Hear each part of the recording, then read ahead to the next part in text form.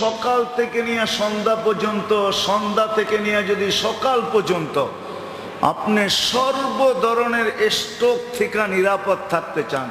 brain stroke হোক, heart stroke হোক, paralysis হোক,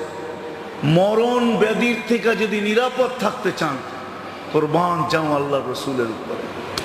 কি না আমাদেরকে না দিয়া গেছেন, কি না দিয়া গেছেন আমাদেরকে,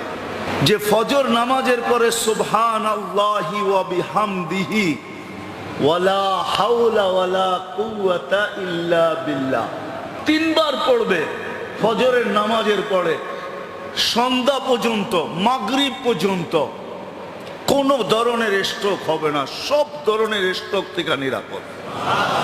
সকাল থেকে নিয়ে সন্ধ্যা পর্যন্ত, সন্ধ্যা থেকে নিয়ে যদি সকাল পর্যন্ত আপনি সর্ব ধরনের স্ট্রোক থেকে নিরাপদ থাকতে চান, ব্রেন স্ট্রোক হোক,